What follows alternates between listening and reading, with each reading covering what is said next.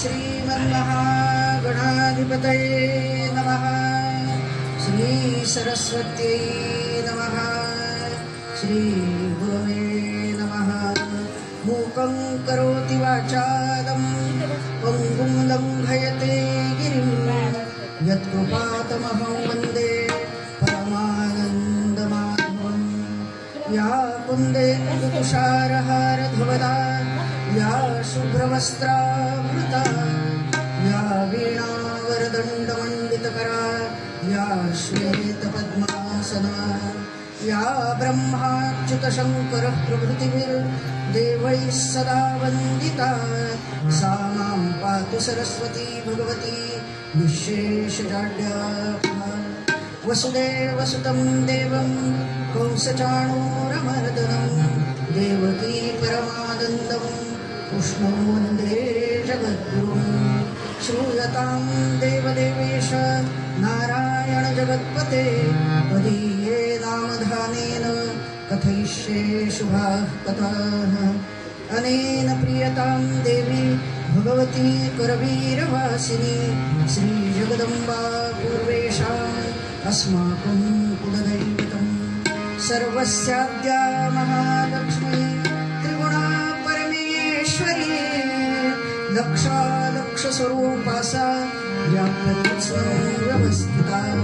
मातुलिङ्गं गदां खेटं पानपात्रं च बिभ्रति नागं लिङ्गं च बिभ्रति मूर्धनि। ब्रह्मानन्दं परमसुखदं केवलं ज्ञानमूर्तिं द्वन्द्वातीतं गगनसदृशं तत्त्वस्यादिलक्ष्यम्।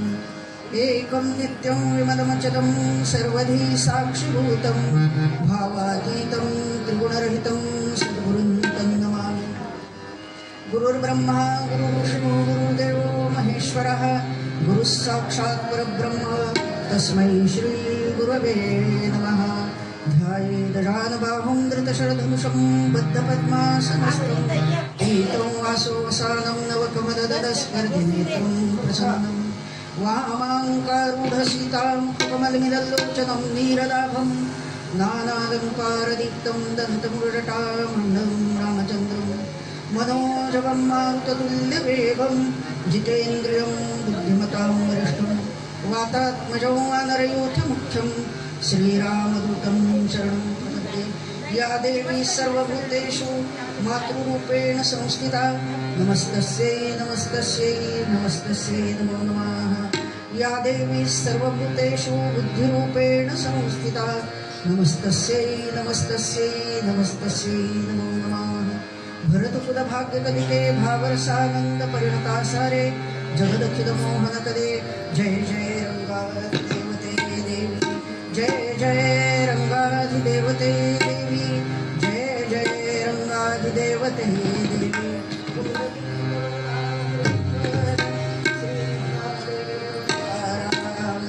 सद्गुरुनाथ महाराज की जय। अम्बा भवानी माता की जय। अवधूत चिंतन श्री गुरुदेव दत्त जगद्गुरु तुकाराम महाराज की जय। जय जय रघुवीर समर्थ हरि जय जय राम राम कृष्ण हरि हरि जय जय राम राम कृष्ण हरि हरि जय जय राम राम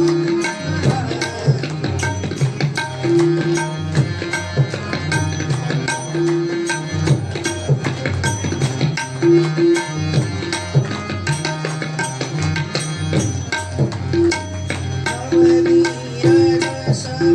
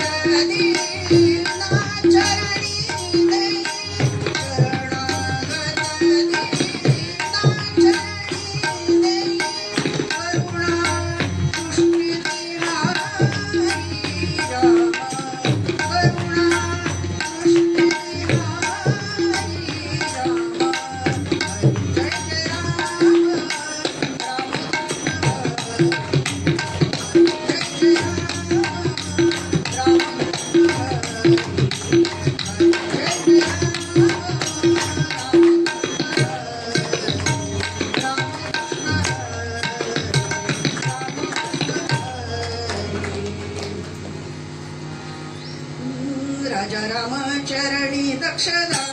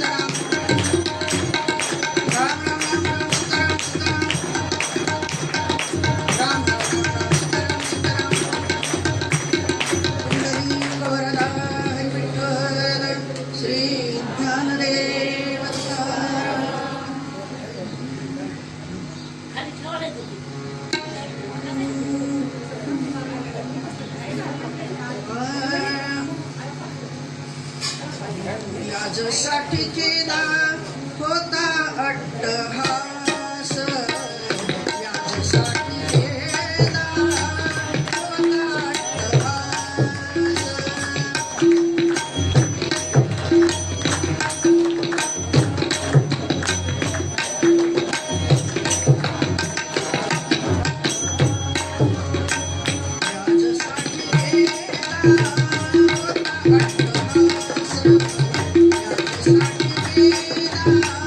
होता अट्टहास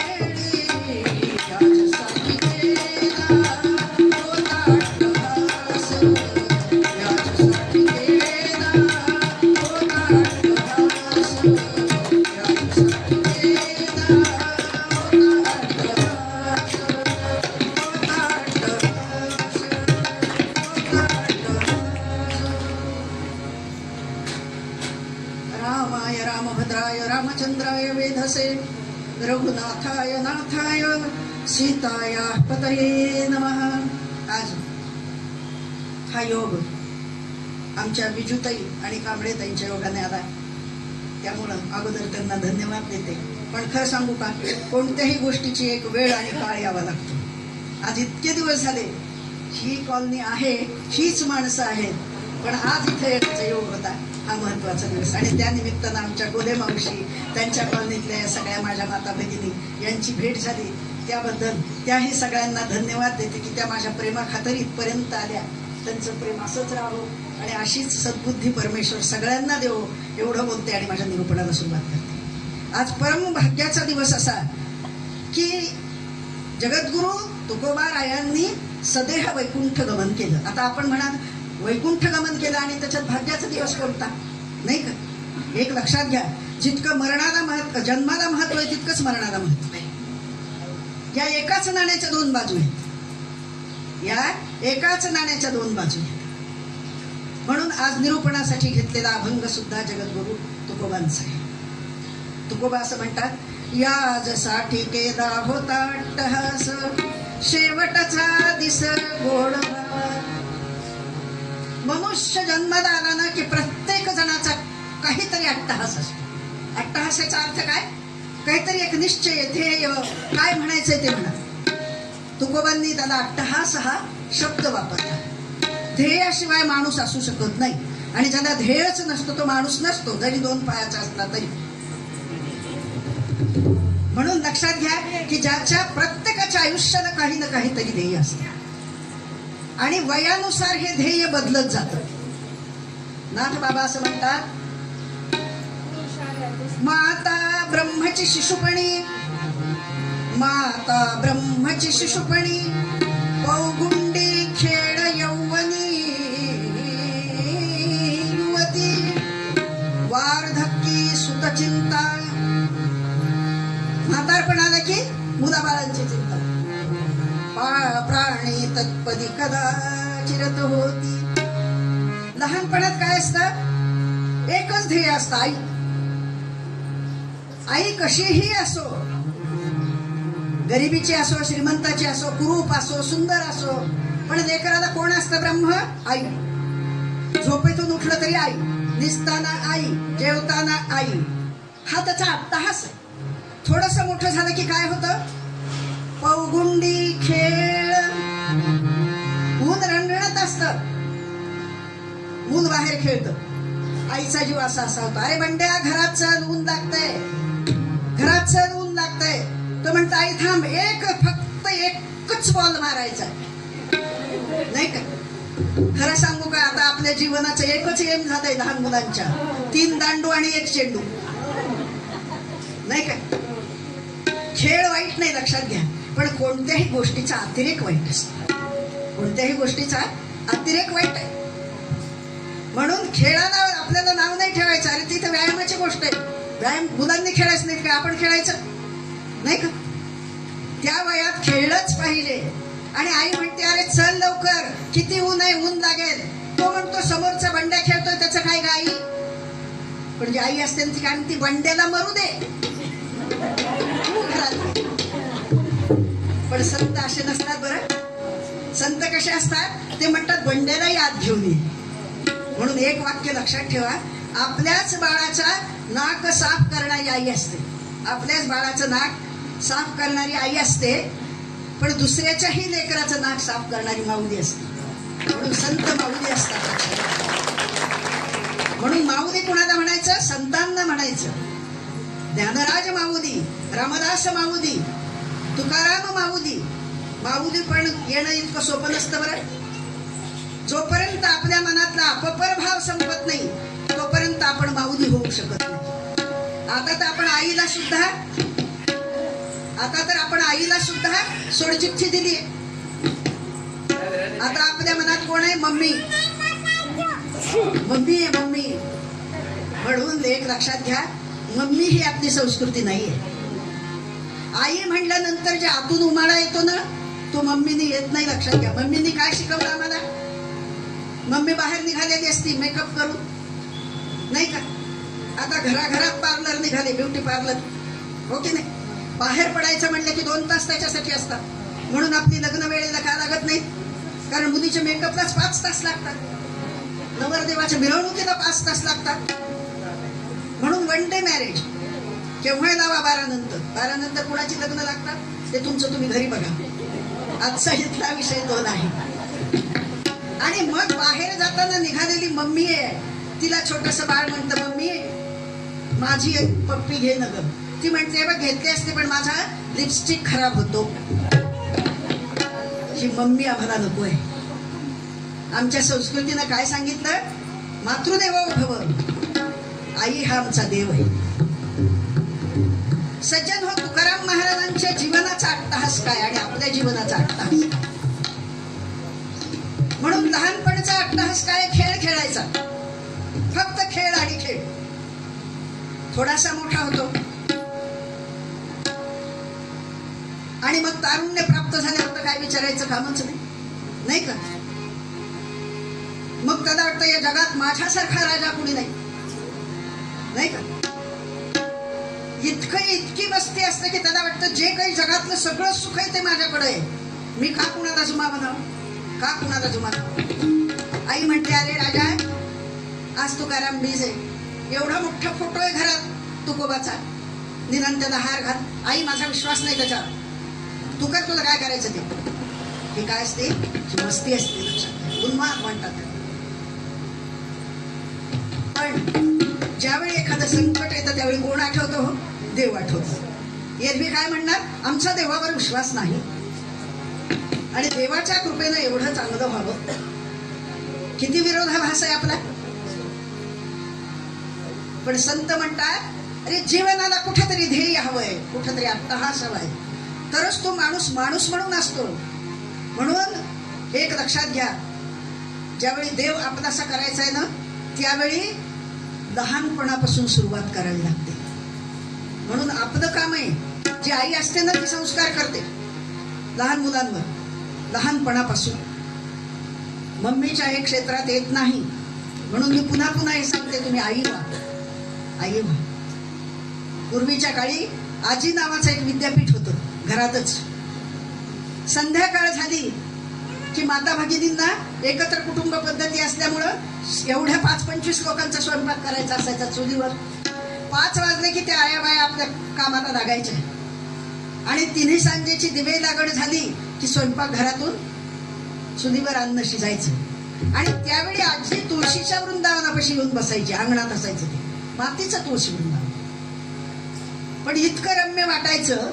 आणि मग त्या 5-25 लोकांच्या मधली ती 10-12 पोरं ती त्या ओट्यावर खेळायची, धिंगाणा करायची. आणि मग त्या माता भगिनींनी सांगितलं, बाळांनो जा आता आजीच्या तिथे जाऊन बसा, आजी तुम्हाला गोष्ट सांगते. आणि मग आजीचा जप खाली ठेवून मग सगळे पोरं म्हणायचे, आजी गोष्ट सांगाय. आणि मग आजी रामायण महाभारतातल्या गोष्टी सांगायची. त्या काळापासून आमच्या मनात रामायण महाभारत होतं. आज आपली तरी पिढी बरी आहे की आपण कधी काळी ऐकलेलं आहे हे, पण पुढच्या पिढीचं काय? ते काम आपलंय, ते काम आपलंय. पण मग ज्यावेळी तारुण्य येतं ना, त्यावेळी फक्त माणसाला विषय आणि विषय लागतो. म्हणून समर्थांनी गोड लिहिलं. समर्थ म्हणतात, अगा भार्येची या कैवारे, अगा भार्येची या कैवारे, माय बापा दुरुत्तरे, देवोनिया तिरस्कारे वेळा निघे. बायको सांगते आणि हा ऐकतो. त्या नेहमी मला सासूवास करतात. एक गोष्ट त्यांना पटत नाही, मी केलेलं त्यांना आवडत नाही. एक तर त्या या घरात राहतील, नाही तर मी राहील. 2 पर्याय, कोणता निवडायचा? मनाला येईल तो, नाही का? म्हणून संतच सांगतात की अरे जे दैवत आहे तुझ्यासाठी, एक वेळ देवाच्या पाया नाही पडलास तरी चालत, पण आई वडिलांच्या पाया पड. ते शाप कधीच देणार नाहीत, लक्षात घे. देवासाठी तरी फार फार काही करावं लागतं, त्यांच्यासाठी तर काहीच करावं लागत. फक्त मायेनं एकदा पाया पडा. आणि ते जे म्हणतील ना तुला कल्याण हो, त्याच्यात कल्याणच असतं, लक्षात घे, कल्याणच असतं. पण हे कळत नाही. म्हणून मग तुकोबा म्हणतात का, मी काहीही म्हणत नाही. तुकोबांचं वचन आहे, तुका म्हणे केला बयेने गाढव, तुका म्हणे केला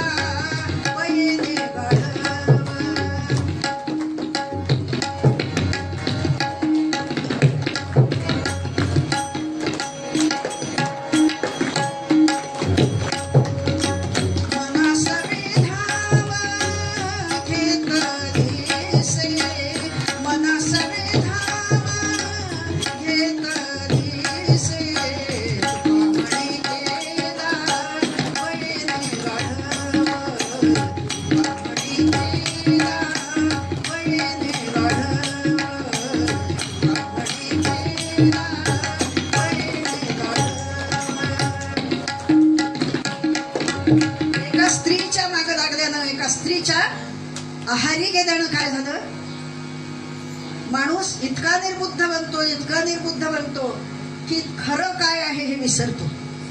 म्हणून एक वाक्य जाता जाता लक्षात ठेवा, ज्या आईला आपल्या मुलाला शहाणं करायला 20 वर्ष लागतात साधारणपणे, म्हणजे चांगल्या वाईटाची जाणीव व्हायला, ज्या आईला आपल्या मुलाला शहाणं करायला 20 वर्ष लागतात, त्याच मुलाला मूर्ख बनवायला त्याच्या बायकोला 20 सेकंद सुद्धा.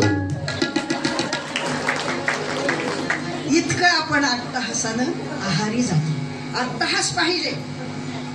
मी पहिल्यांदाच सांगितलं की ज्याच्या जीवनात अट्टहास नाही ना, तो माणूसच नाही. पण अट्टहास कोणता हवाय? परमेश्वर मिळवणं हा अट्टहास हवाय. म्हणून तुकोबा म्हणतात, याजसाठी केला होता अट्टहास, कोणता? शेवटचा दिस गोड व्हावा. जायचं सगळ्यांना लक्षात घ्या. तुम्ही काहीही करा, या जगात अनेक खाती आहेत. आलं का लक्षात? खूप खाते आहेत जगात, पण एकच खातं काहीही न खातं. लक्षात येतं का? जे यमाचं खातं आहे ना, तिथं लालच चालत नाही. किती द्यायचा प्रयत्न करा, अरे बाबा ही कोट्यावधीची थैली आहे, फक्त 5 मिनिटं दे, चालत नाही. म्हणून ते खातं इतकं श्रेष्ठ आहे की कुणीही असो त्याला भीती आहे त्याची. पण सज्जन मृत्यूला भ्यायचं काय कारण आहे? गीता माऊलीनं सांगितलं, वासांसी जीर्णानी यथा विहाय नवानी गृह्णाती नरोपराणी, की जुनं वस्त्र फाटलं आपण टाकून देतो आणि नवं परिधान करतो. तसं माऊलीने ह्याच वर्णन केलं, जैसे नूतन वस्त्र सेविजे जीर्ण वस्त्रासी सांडिले. जुनं टाकून द्या आणि नवं पांघरा. किती सहज आहे. पण ही सहजता कधी येते? अट्टहास असला तर, ध्येय असलं तर. म्हणून संत जन्माला आले ते अट्टहास घेऊन आले. लक्षात, जगाच्या कल्याणात संतांच्या विभूती, देह कष्टमिती परोपकार. फक्त दुसऱ्यावर उपकार करण्यासाठीच संत जन्माला आले. तुम्ही सांगा की एकनाथ महाराज, अमृतराय महाराज असे बोटावर मोजणे इतके 3-4 संत सोडले तर प्रत्येक संताच्या जीवनात दुःख आहे की नाही? ज्या माऊलींचं आपण गुणगान गातो, अवघ्या 20व्या वर्षी माऊलीनं समाधी घेतली. काय असेल लक्षात घ्या. आणि त्या 20 वर्षात 20 दिवस तरी सुखाचे ते माऊलीला मिळाले. पण कुठं तक्रार आहे? ज्ञानेश्वरीत तक्रार आहे का चांगदेव 65 तक्रार आहे की या लोकांनी मला त्रास दिला? नाही हो, नाही. उलट काय मागणं मागितलं माऊलींनी? दुरितांचे तिमिर जाओ, विश्व स्वधर्म सूर्य पाहो, जो जे वांछित तो ते लाभो प्राणीरथ. त्यांनी जर म्हणलं असतं, पांडुरंगा या सगळ्यांनी मला त्रास दिलाय, काही अनोखं होतं का? मारलं असतं कदाचित देवानी. नाही, दुष्टांचा दुष्टपणा जाऊ दे. म्हणून लक्षात घ्या, देवापेक्षा संत श्रेष्ठ का ठरले? देवाने काय प्रतिज्ञा केली? परित्राणाय साधूनाम आणि विनाशायच दुष्कृताम धर्म संस्थापनार्थाय संभवामी युगे युगे. मी युगायुगाचे ठिकाणी अवतार घेतो. कशासाठी? सज्जनांचं रक्षण आणि दुष्टाचा संहार. देव संहार करतो, संत वृत्तीचा संहार करतात, देव व्यक्तीचा संहार. म्हणून संत जास्त श्रेष्ठ. म्हणून संत जास्त श्रेष्ठ. तुकाराम महाराजांचा ज्यांचा आपण अभंग घेतलाय, केवढा ऐश्वर्य होतं हो, इतका सुंदर व्यापार होता. पण दैवगतीनं सगळं गेलं, काहीही राहिलं नाही. पण त्याची खंत नाही. तुकोबा म्हणतात की परमेश्वरच आम्हाला संसार करू नको असं सांगतो. त्याला माहित आहे, धन दिलं तर हा माझ्याकडे येणार नाही, बायको सुंदर दिली तर हा माझ्यात गुंतणारच नाही, तिच्यातच गुंतेल, नाही का? म्हणून ते म्हणतात तुकोबा भंडारा डोंगरावर जायचे बघ. एक लक्षात घ्या, आपण देवधर्म करतो, मला मान्य आहे की आता डोंगर राहिले नाहीत, वन राहिले नाहीत, शांतता नाही, काही नाहीये. पण आता आपले घरच इतके शांत आहे की घरात कोणीच नसतं, 2 म्हातारा म्हातारी, करायचं काय नाही का. त्यामुळं घरातच बसून सुद्धा देव करतात. फक्त एक आहे की लोकांतात कधी देवधर्म होत नसतो. लक्षात 5-50 माणसं जमा झाले आणि तिथं तुम्ही जप करून दाखवलं एकाग्रतेने, म्हणजे मंदिरात यायचं नाही का? यायचं, पण कशासाठी यायचं? सगळ्यांची सामुदायिक प्रार्थना करण्यासाठी इथे यायचं. लक्षात घ्या, मंदिरं त्यासाठीच आहेत. काही ऐकायला यायचं, काही गायला यायचं, काही म्हणायला यायचं, काही वाचायला यायचं. आणि एक अट्टहास करा आजच्या निमित्तानं तुम्ही की काहीही झालं तरी 2 वेळेला मंदिरात जायचंच. आपण बघा की बाकीचं सगळं सोडून द्या, माझा कुठलाही विषय नाही, पण आपले मुसलमान बांधव बघा, एवढा लॉकडाऊन होता पण त्यांच्या मस्जिदीत ते जाऊन नमाज पडतच होते. लक्षात घ्या, सरकारने फक्त मंदिरं बंद केली, ते नाही बंद करू शकले, ते नाही करू शकले. इतका कडवेपणा असेल ना, देव येतोच, हा सिद्धांत आहे, तो परीक्षा घेत असतो. तुकोबा भंडारा डोंगरावर जायचे नामस्मरण करायला, कारण तुकोबाला माहित होतं की लोकांतात गेलं की एकांत कधी मिळत नाही. लोकांतात गेलं की एकांत कधी मिळत नाही, आणि एकांत असल्याशिवाय मन शांत होत, मन शांत असल्याशिवाय सीताकांत मिळत नाही. म्हणून जे काही करायचंय ना ते एकांतात करा. म्हणून तुकोबाच म्हणतात, वृक्षवल्ली आम्हा सोयरे वनचरे, पक्षी सुस्वरे आळवी, येणे सुखे रुचे एकांताचा वास, नाही गुणदोष अंगायत. कारण लोकांतात गेलं की काही लोकांचं काय असतं, ते मंदिरात येतात ते कशासाठी? काहीतरी गप्पा मारायला, किंवा घरी कुणी बसू देत नाही म्हणून. काही मंदिर तर अशी असतात, तुम्ही दुपारच्या वेळी, आता कुणाचं सांगू नये, पण आमच्या शेजारी एक मंदिर आहे, त्या मंदिरात तुम्ही जर 12-1 नंतर आलात ना, अखंड पोरांचा कोलाहल असतो. इतकी पोरं खेळत असतात.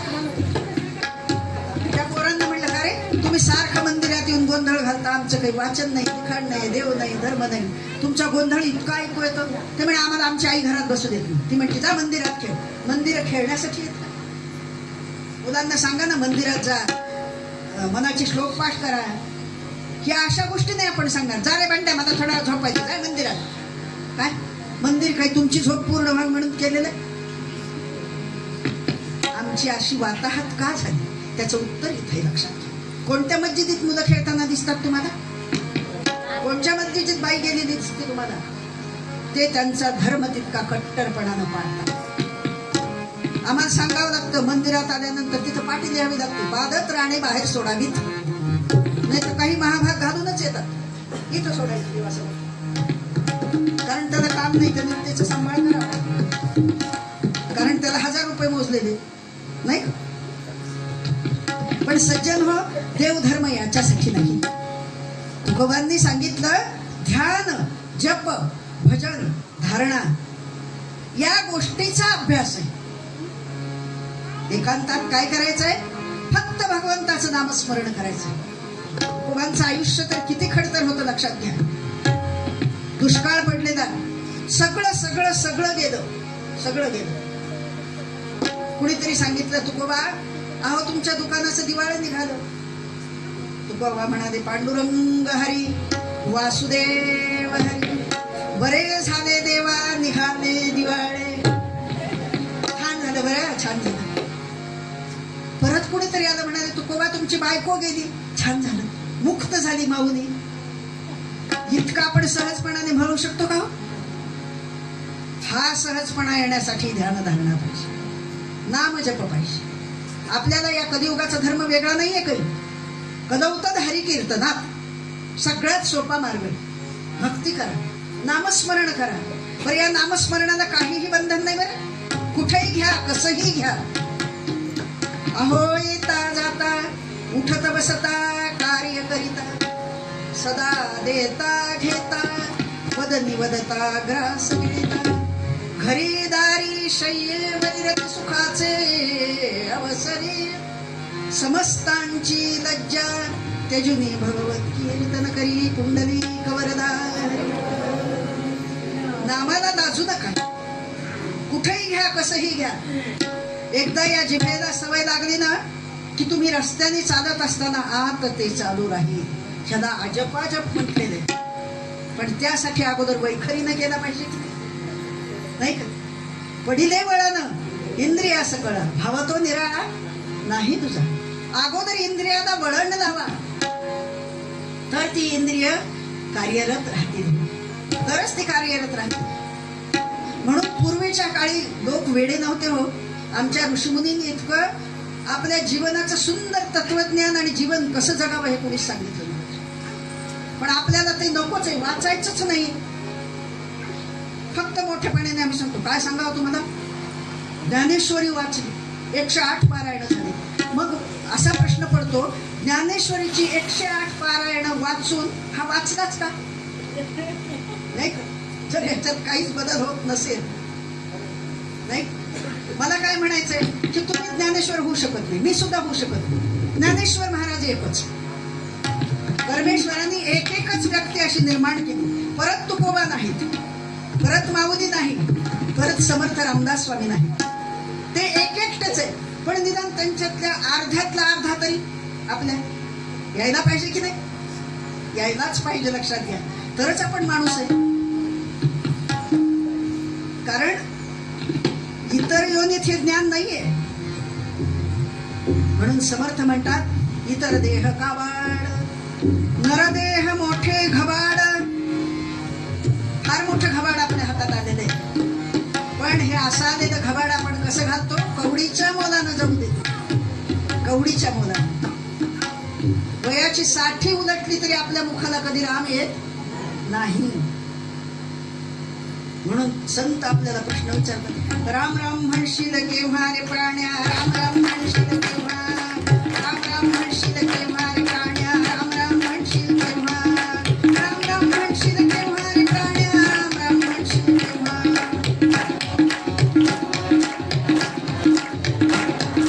वादवडालं नि खेळात गेलं वादवडालं नि खेळात गेलं समज नव्हती तेव्हा रे प्राण्या राम राम म्हणशील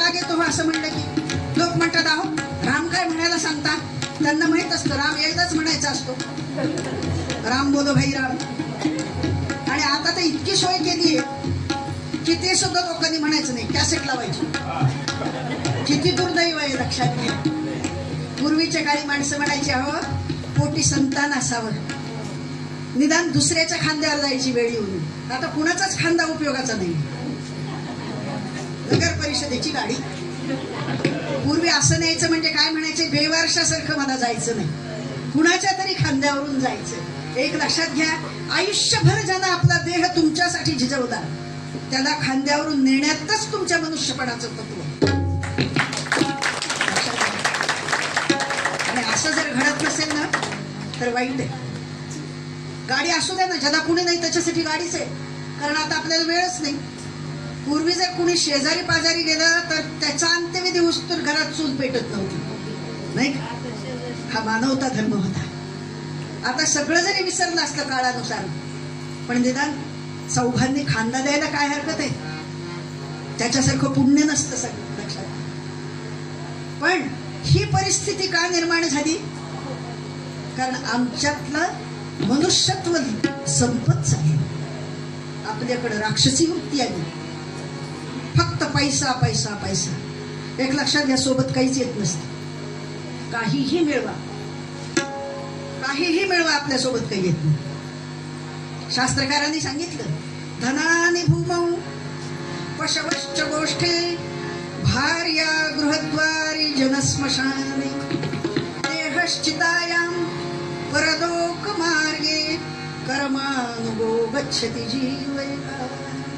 किती धन मिळवलं, किती सोबत येतं? 1 रुपया बांधतात गाठी. म्हणतात ना की गाठी बांधायला 1 रुपया नव्हता. 1 रुपया धन भूमीत राहतं. आता आज जनावर कोणी पाळीत नाही, पण गाड्या दारातच राहतात नाही का? किती गाड्या घ्या तुम्ही, घरातल्या 5 माणसासाठी 5 4 व्हीलर. सोबत कोणती जाणार आहे? कोणतीच नाही.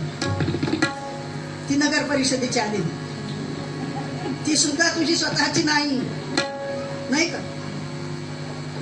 गाड्या दारात राहणार. बायको जिच्यावर आयुष्यभर प्रेम करतो, कुठपर्यंत? तिथे दारापर्यंत. भार्या गृहद्वारी जनस्मशाने, ज्यानं जन्मभर तुझ्या घरचे चहा पोहे खाल्ले, ती मित्रमंडळी कुठपर्यंत आहे? स्मशानभूमी. या देहाला जगवायला आजपर्यंत किती क्विंटल अन्न लागलं, किती वस्त्र, किती दागदागिने. देह कुठपर्यंत? चितेपर्यंत. एकदा राख झाली की संपलं. सोबत काय येतं? सत्कर्म येतं. तुम्ही जे काही चांगलं कराल ते तुमच्या सोबत येणार. म्हणून जे कराल ते चांगलं करा. म्हणून तुकोबाने अट्टहास केला, म्हणाले बरं झालं परमेश्वरानं मला या संसारातून मुक्त केलं आणि हाती 1 तारी घेतली हो आणि भंडाऱ्या डोंगरावर गेले. पण भंडाऱ्या डोंगरावर गेले त्याआधी एक छोटीशी घटना घडलेली. एक दिवस तुकोबा शांत झोपलेले. त्यांनी बांधलेलं एक छोटस पांडुरंगाचं मंदिर. एके दिवशी प्रातःकाळी तुकोबा निर्दिष्ट असते वेळी श्री पांडुरंग येवनी स्वये त्यासी जागवनी बोलत असे. पंचपंच उषटकालाची वेळ म्हणजे कोणती? रामप्रहर. आता रामप्रहर म्हणजे कोणता? सकाळी 4 हा रामप्रहर, 4 ते 5:30. रामप्रहरात तुकोबांना झोप लागली आणि एकदम समोर पांडुरंगाची मूर्ती दिसली. एक क्षण तुकोबांनी डोळे उघडले आणि काय रूप समोर प्रगट झालं होतं? पांडुरंग कांती दिव्य तेज झळकती रत्न किळा फाकती प्रभा. पांडुरंग कांती दिव्य तेज झळकती रत्न किळा फाकती प्रभा. अगणित लावण्य तेज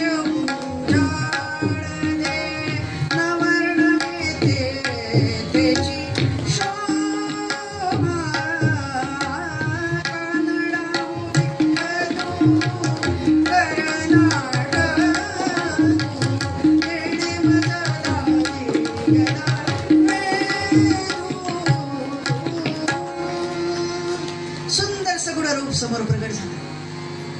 तुकोबा म्हणतात, देवा आज आपण इकडे येणं केलं?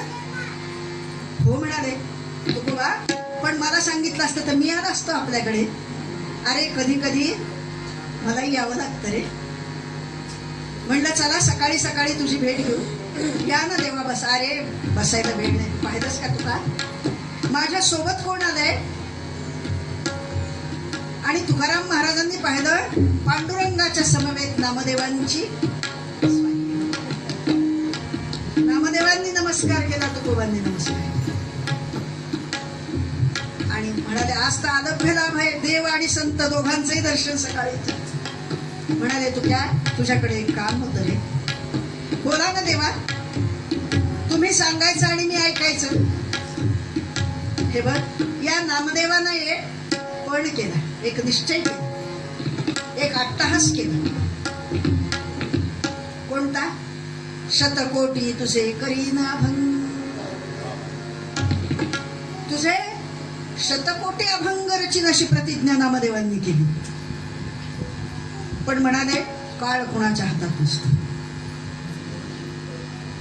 काळ कुणाच्या हातात नसतो. ज्याची वेळ झाली तो जातो, तो कुणासाठीही थांबत नसतो. म्हणून नामदेवाची ही प्रतिज्ञा अर्धवट राहिली. बरं म्हणाले, पण देवा मग मी काय करू? अरे तुकोबा, तुला ती पूर्ण करायची आहे, ती प्रतिज्ञा तुला पूर्ण करायची. तुकोबा म्हणतात, देवा माझी चेष्टा करता काय हो? मला काय येतं हो? नामदेव महाराज कुठं, मी कुठं, मला काय येतंय? म्हणाले, तू काय असं नसतं. ऐक, मी सांगितलंय ना, तू फक्त संकल्प कर, तू बोलशील त्याच्यातून तत्वज्ञान बाहेर पडेल, तू बोलशील तो अभंग होईल. आणि तुकोबा म्हणाले, देवा तुझीच कृपा असेल ना तर मी तुला नाही म्हणत नाही, पण मला काही येत नाही बरं. आणि मग पांडुरंगाने तुकोबांच्या मस्तकावर हात ठेवला आणि त्या वेळेपासून सज्जन हो, तुकोबांच्या मुखातून जे शब्द बाहेर पडत गेले ते अभंग होते. ओंकार प्रधान रूप गणेशाचे, जे तिन्ही देवांचे जन्मस्थान. पहिला अभंग बाहेर पडला, गणरायाचं वर्णन करणार. आणि सज्जन हो, जे जे लिहित गेले तुकोबा ते ते अभंग रूपानं प्रगट व्हायला लागलं, अभंग रूपानं प्रगट व्हायला. आणि किती सोपं, किती सोपं, की जे सोपं गुणगुणताना तुमच्या आमच्यासारख्या सामान्य माणसाच्या मनाला ते ठसायला लागलं. आणि एका आत्मविश्वासानं तुकोबा म्हणायला लागले, वेदांचा तो अर्थ आम्हासीच ठावा, इतरांनी व्हावा भार माथा. तुकोबांच्या काळात सगळं जे काही आपलं तत्वज्ञान होतं संस्कृतात होतं. त्यानंतर माऊलींनी लिहिलं, पण ज्ञानेश्वरी इतकी सोपी नाहीये बरं, लक्षात घ्या. संस्कृत इतकीच ती अवघड आहे, त्याचा अर्थ लावणं इतकं सोपं नाही. म्हणून लक्षात घ्या की ज्यांनी कोणत्याही विद्यापीठात जाऊन डिग्री घेतली नाही त्यांच्या एका ओवीचा अर्धा चरण सुद्धा आपल्याला अर्थ लावता येत नाही. काय ज्ञान असेल, काय सामर्थ्य असेल. आणि हे केव्हा मिळवलंय? 20 वर्षाच्या आत. अट्टहास आहे, अट्टहास आहे. जीवनाला ध्येय हवंय हो. आज आपण विचारलं ना तुमच्या जीवनाचं ध्येय काय हो? काही नाही म्हणाले, हॉस्टेलमध्ये राहायचं, हॉटेलमध्ये खायचं, हॉस्पिटलमध्ये मरायचं, एवढंच ध्येय आमचं, बाकी काही नाही. काय कशाला माणूस म्हणून जन्माला आलास? अरे चिमणीच्या सुद्धा आयुष्याला ध्येय नाही का? एक एक काडी जमा करून आणते, अशी जागा शोधते की जिथं कुणीही आपलं घरट मोडणार नाही. तिच्या जीवनात अट्टहास आहे. आणि तू काय म्हणतो? ही माणसं माणूस म्हणून अपवादानं जन्माला आलेली असतात. म्हणून हा नरदेह मिळाला, घबाड आहे आपल्या हातात आले. याचं सोनं करायचं असेल तर पांडुरंग मिळवा. तुकोबांचे इतके अभंग व्हायला लागले आणि लोकांना माहितीये तुकोबा भावनाथाच्या भंडाऱ्याच्या डोंगरावर जातात. लोक जाता येता पाहायचे तुकोबा आपल्याच तंद्रीत असायचे आणि त्यांच्या मुखातून अभंग बाहेर पडायचे. ते इतके मधुर असायचे, इतके मधुर असायचे की लोक ऐकायला बसायचे आणि ऐकता ऐकता पाठ व्हायचे. मग हळूहळू हळूहळू ही कीर्ती सगळ्या देहूत पसरायला लागली. ज्याच्या त्याच्या मुखात तुकोबांचे अभंग, ज्याच्या त्याच्या मुखात तुकोबाचे अभंग. आणि हे ऐश्वर्य तुकोबांना प्राप्त झालं.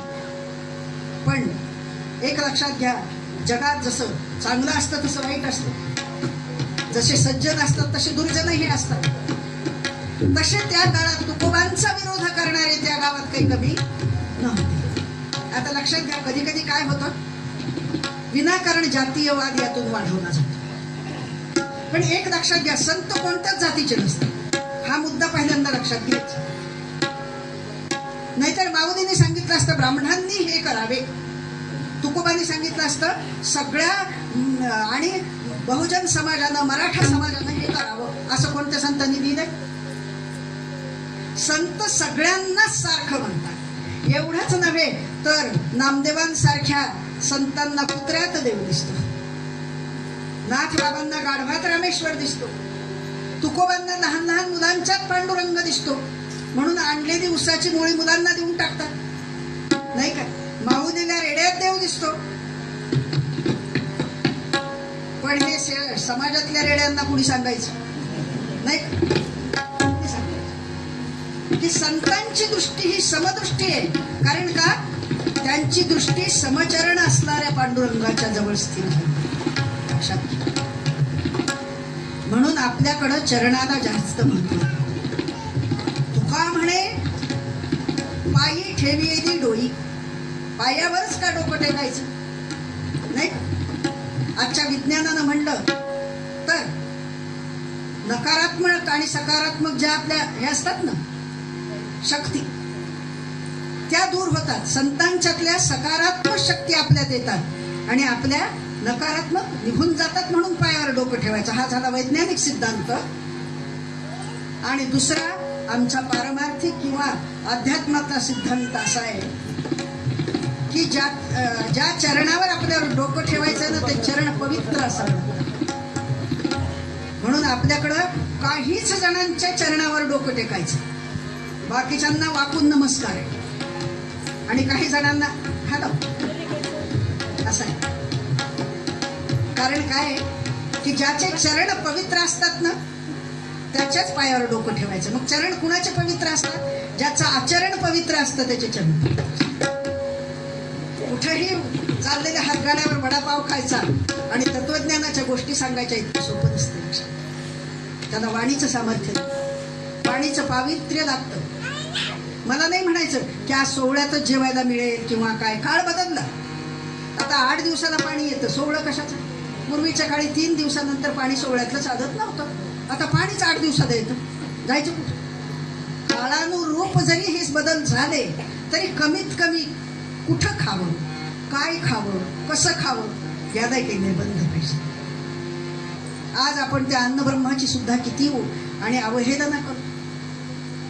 प्रत्येक लग्न कार्यात बघे, मला मान्य आहे. कारण काय? आमची वाकायची क्षमताच संपली. कारण आपण ताठ आहे की नाही? कुठंच वाकायचं, झाडायला वाकायचं, स्वयंपाकाला वाकायचं नाही, धुणं धुवायला वाकायचं नाही. कारण सगळीकडे मशीन आहे की नाही? त्याच्यामुळे शरीराला चलन वलन नाही. मग कारण काय? अहो वाकून वाढायचं कुणी का?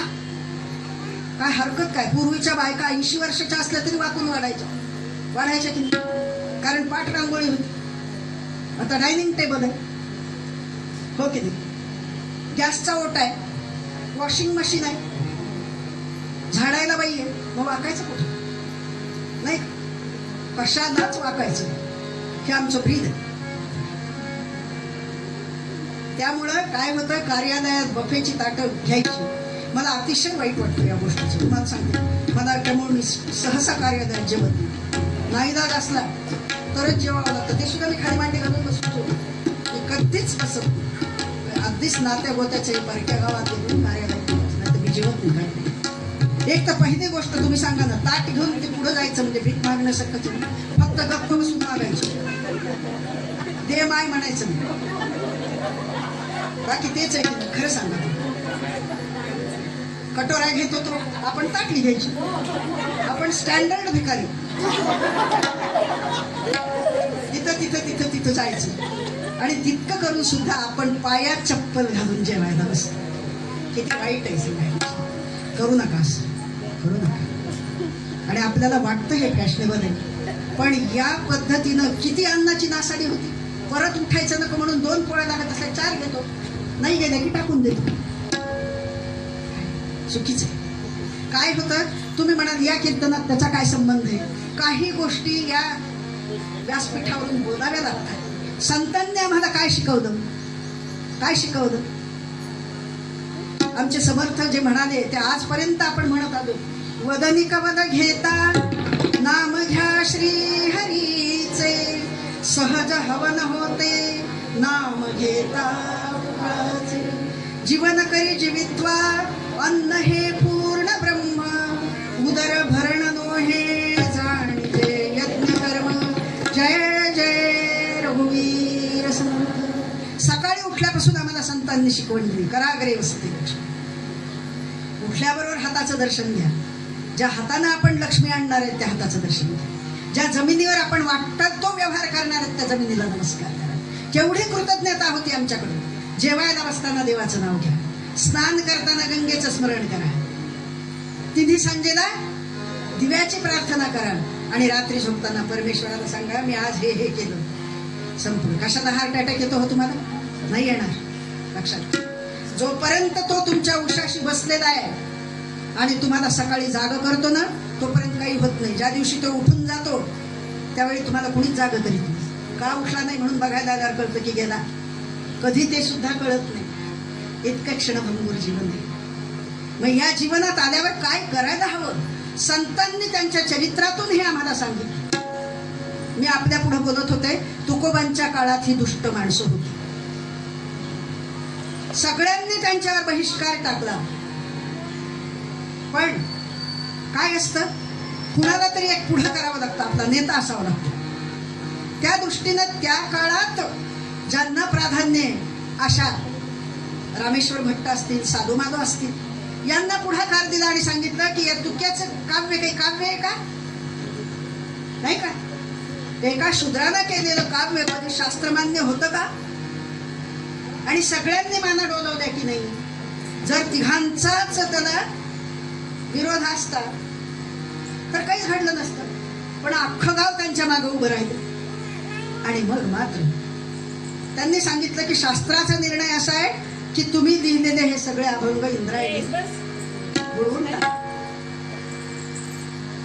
तुकोबांना वाईट वाटलं, पण ते म्हणाले जर शास्त्रानेच हे सांगितलं असेल तर मला मान. एका कपड्यात हे सगळे अभंग गुंडाळले आणि तुकोबा इंद्रायणीच्या काठी आले आणि पांडुरंगाची आळवणी करतात. देवा कोठे गुंतलासी पंढरीच्या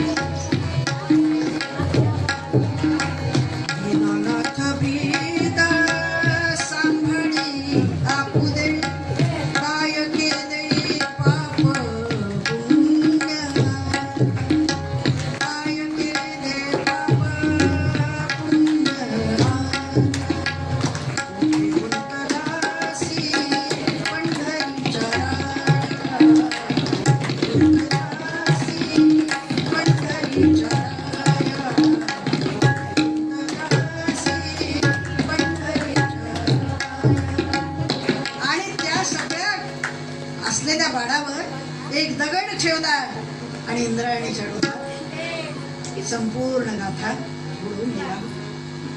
सज्जन हो, गाथा बुडवला आणि हे सगळं बघण्यासाठी आलेलं देहूगाव पंचक्रोशीत ही सगळी वार्ता गेली आणि आणि ही वार्ता सगळीकडे पंचक्रोशीत पसरलेली आहे. सगळी माणसं आली बघायला, गाथा बुडवली. आणि लोक ज्यांच्या मनात होतं की ती बुडवावीच ते आनंदानं घरी गेले. तुकोबांचे असणारे टाळकरी तुकोबांच्या सांत्वनासाठी बसलेले सज्जन हो. त्याच डोहाच्या बाजूला असलेल्या एका मोठ्या शिळेवर तुकोबांनी आसन मांडलं आणि हातात फक्त एक तारी घेतलेली आहे आणि मुखानं नामस्मरण चाललेलं आहे. पंढरीच्या राया विठोबा सावळा, नुसतं पांडुरंग पांडुरंग पांडुरंग नामस्मरण. आणि सज्जन आवली तुकोबांची मुलं अवतीभोवती बसलेली आहेत. 1 दिवस झाला, 2 दिवस झाले, 3 दिवस झाले. तुकोबांनी अन्न पाणी सगळं सगळं वर्ज केलं. सांगितलं पांडुरंगा, अरे हेच जर करायचं होतं हे घडवून काढलंस. तूच तर आज्ञा दिली होतीस ना. तुझ्या आज्ञेनं मी हे केलं, तुझ्या आज्ञेनं मी हे केलं. आणि आता परत गवण्याची सुद्धा आज्ञा का असं केलंस पांडुरंगा? का असं केलंस सांग ना. तू मला हा प्रपंच करायला लावलास आणि परत बुडवायलाही तूच लावतोस. मला दुःख अभंग बुडवण्याचं नाहीये, पण या निमित्तानं तुझं गुणवर्णन केलेलं पाण्यात गेलं रे. तुझं गुणवर्णन केलेलं पाण्यात गेलं आणि ते पाप करायला मी कारणीभूत. केवढे पाप पुण्याची जाणीव आहे लक्षात घ्या. काय मृदू असेल संतांचं अंतःकरण की त्यांना या सगळ्या गोष्टीचा त्रास होतोय. पाणी नाही, अन्न नाही, जेवण नाही, खाणं नाही. आणि सज्जन हो, 1 नाही, 2 नाही, 3 नाही, 13 दिवस उजटले. किती? 13. आपण 13 तास सुद्धा उपाशी राहू शकत नाही. नाही राहू शकत. अट्टहास काय असतो? मी आज तुमच्या पुढे फक्त अट्टहास एवढ्या शब्दावर बोलतो की म्हणायचं कशाला अट्टहास. आज आपण एक नियम करतो आणि परत थोडस काही झालं, आता आपल्याला एका क्षणाला डॉक्टर लागतात.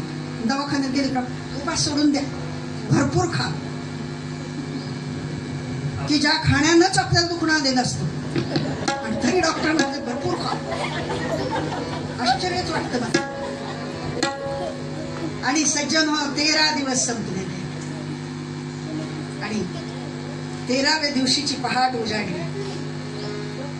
इकडं सूर्याची किरण धरतीवर पडलेली आहे आणि इंद्रायणीच्या डोहात खळबळ खळबळ खळबळ सुरू झाली. डोह उसळून यायला, सागरातल्या लाटा वर याव्यात अशा लाटा त्या इंद्रायणीच्या डोहातून प्रगट व्हायला लागल्या. आणि सज्जन हो, 1 क्षणाला श्वेत वस्त्र परिधान केलेली इंद्रायणी प्रगट झाली. आणि या इंद्रायणीनं हाक मारली, तुकोबा तुकोबा. तुकोबा भानावर नाहीये. शेजारी असलेली मुलगी गंगी म्हणते, बाबा बाबा तिकडे बघा, बाबा तिकडे बघा. आणि सज्जन हो, तुकोबांनी डोळे उघडले, प्रत्यक्ष इंद्रायणी उभी आहे. तुकोबा ये बाबा ये. तुझ्या अट्टहासासाठी मला हे करणं आहे, बरं मला हे करणं आहे. ये तुकोबा, ही तुझी गाथा, ही तुझी गाथा अमर आहे बाबा, अमर. ती कधीही या जगातून नाहीशी होणार नाही. आणि मग केवढा आनंद आहे हो.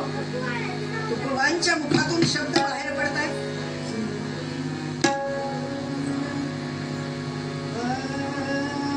आनंदाचे डोही आनंद तरंग, आनंदाचे डोही आनंद तरंग, आनंदाचे डोही आनंद तरंग.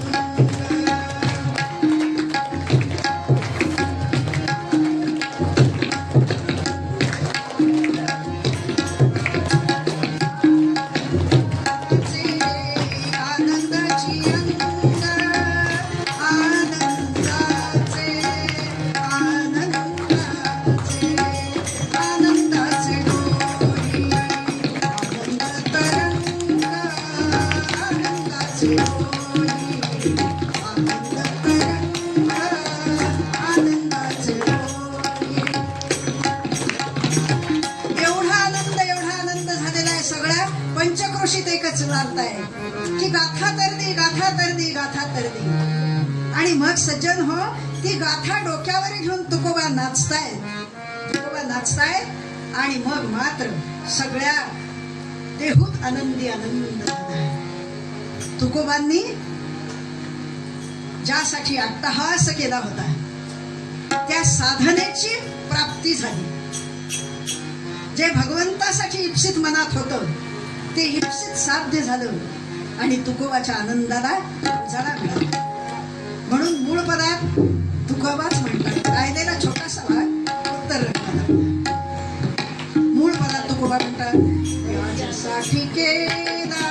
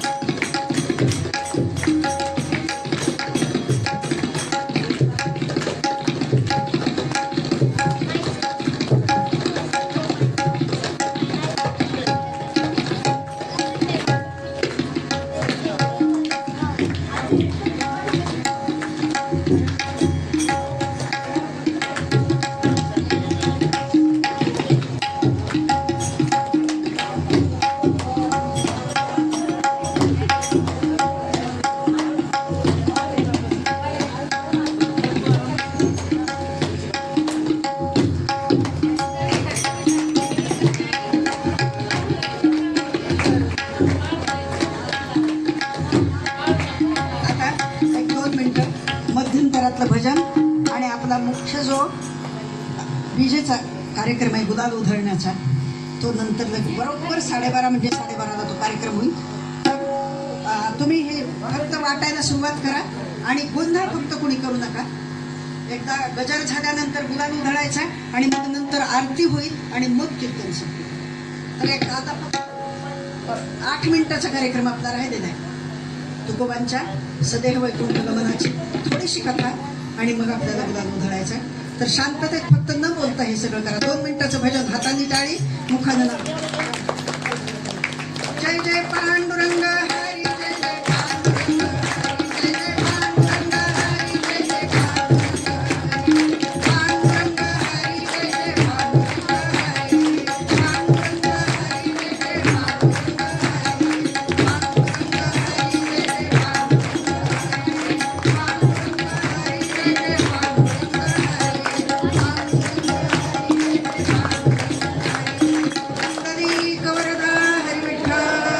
श्री ज्ञानदेव तुकाराम, जगद्गुरु तुकाराम महाराज की जय. अवधूत चिंतन श्री गुरुदेव दत्त. तुकोबांनी जो अट्टहास केला होता की शेवटचा दिस गोड व्हावा, साधनेचा शेवटचा दिवस गोड झाला, गाथा परत मिळाली. प्रत्यक्ष पांडुरंगानं त्यांच्या मनातली इच्छा इंद्रायणीच्या रूपात येऊन परिपूर्ण केली. एक इच्छा पूर्ण झाली, साधनेचा शेवट होत झाला. आणि आता याच क्षणाला तुकोबांनी सांगितलं, पांडुरंगा आता शेवटचा दिवस गोड व्हावा, तुला यावं लागेल. एक लक्षात घ्या, हे सामर्थ्य कधी निर्माण होतं? ज्यावेळी आपली भक्ती तितकी असते ना,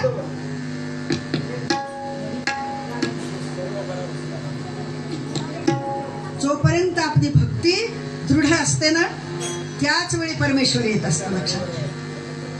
तुकोबांनी सांगितलं, पांडुरंगा आता काहीही इच्छा उरली नाही. लक्षात.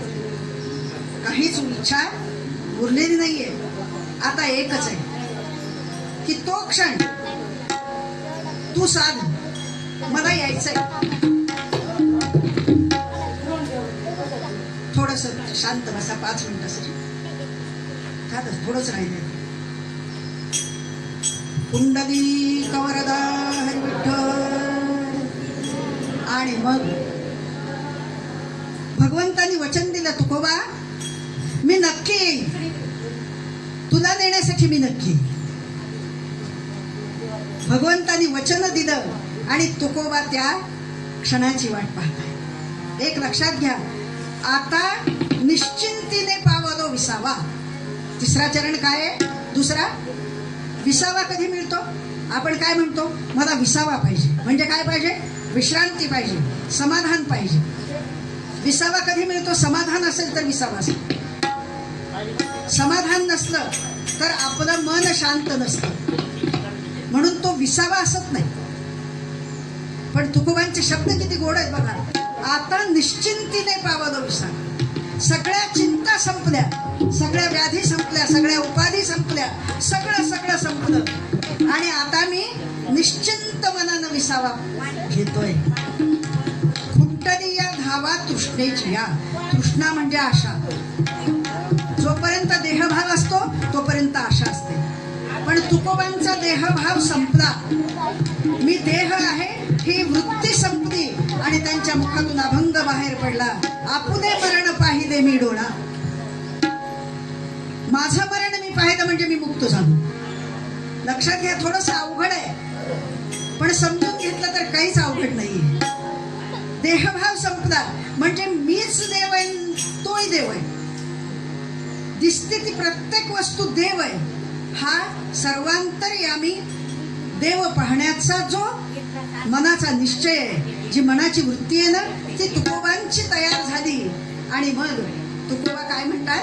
तुका म्हणे मुक्ती परिणिती नवरी. लोकांना नवऱ्या शोधाव्या लागतात, पण मला माझ्या नवरीनं शोधलं आणि वरलं. कोणती नवरी आहे? मुक्ती. मुक्तीनं मला शोधलं आणि आता तिच्याशीच मी विवाहबद्ध झालोय. म्हणून काय केलंय? खेळ मांडीला वाळवंटी घाई.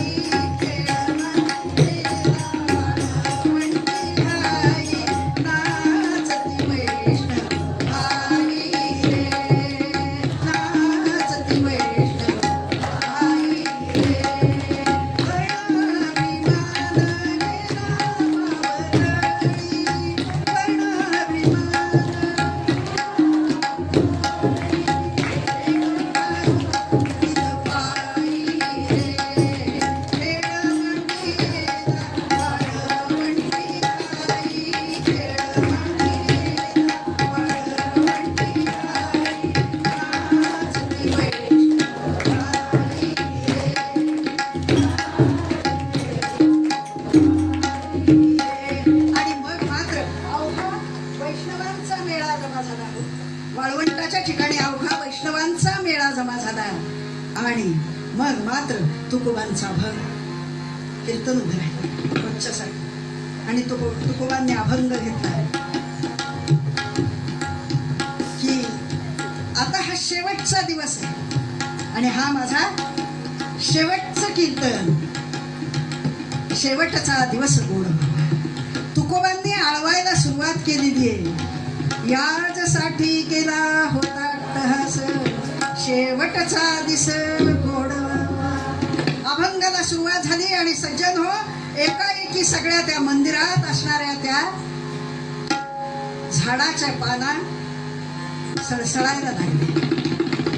तुकोबांनी ज्या झाडाच्या तिथं पिंपरीचा वृक्ष आहे बघा, पिंपरीचा, आणि तो जो पिंपरीचा वृक्ष आहे त्या झाडाची इतकी सळसळ सळसळ वाढली आणि मग तुकोबाच्या मुखातून शब्द बाहेर पडले. पैलाले हरी शंख चक्र गदा. ते काय? पांडुरंग आले, पांडुरंग आले. गरुडावर बसलेला पांडुरंग येताना दिसला आणि पहिला आले हरी शंख चक्र गदाधारी.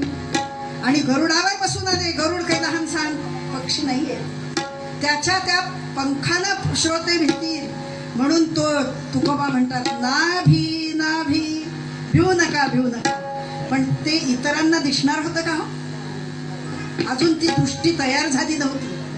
आणि ती दृष्टी तयार होण्यासाठी तुकोबा म्हणतात भजन करा. जय जय पांडुरंग हरी, जय जय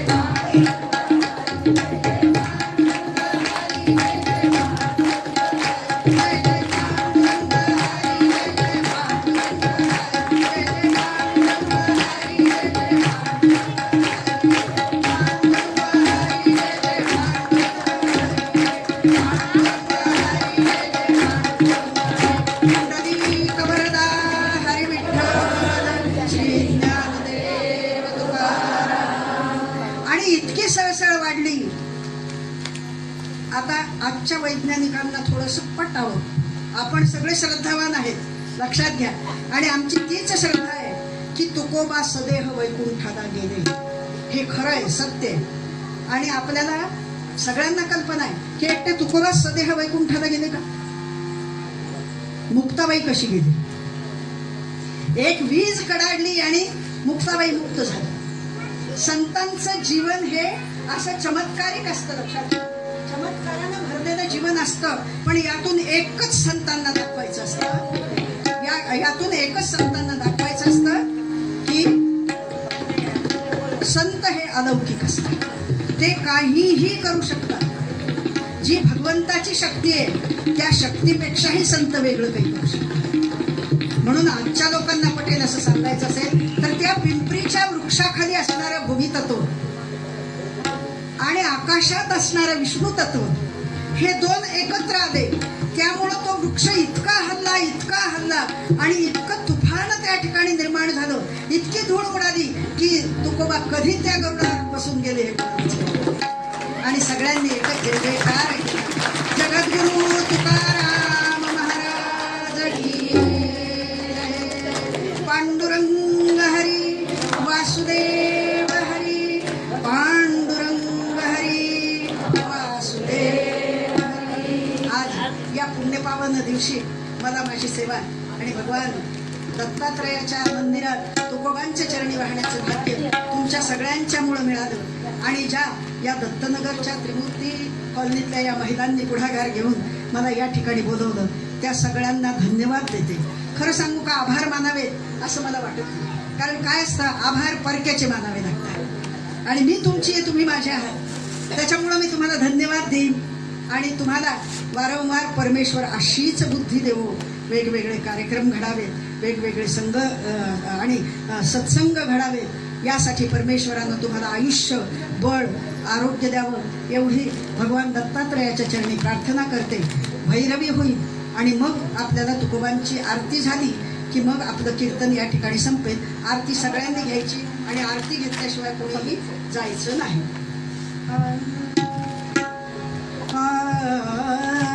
याच्यासाठी केला होता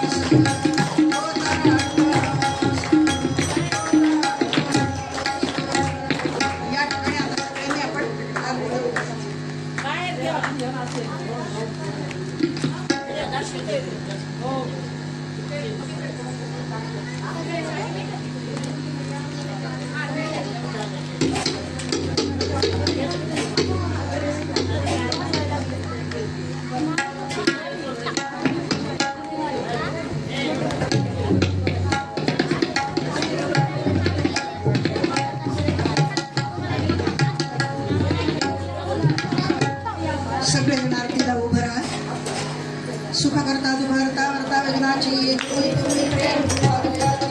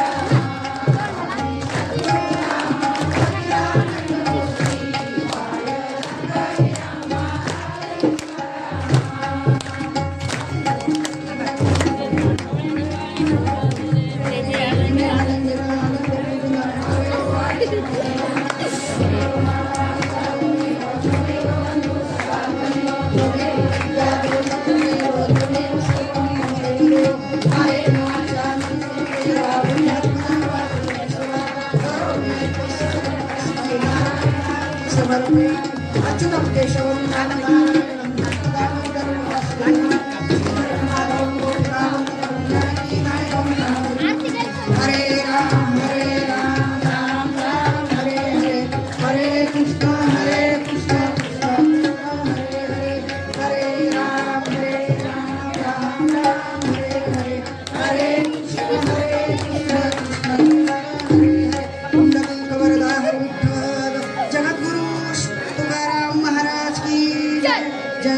एक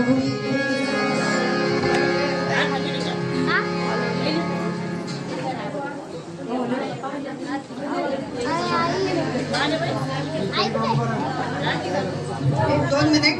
या ठिकाणी आज साथीला लाभलेले आमचे केसी चव्हाण सर आणि सचिनजी मार्गे या दोघांनी अतिशय सुंदर साथ देऊन या कार्यक्रमाला रंगत आणली. त्याबद्दल त्या दोघांनाही धन्यवाद देते आणि त्यांच्या कलेत त्यांना उत्तरोत्तर असंच यश प्राप्त हो अशी शुभेच्छा व्यक्त करते आणि थांबते.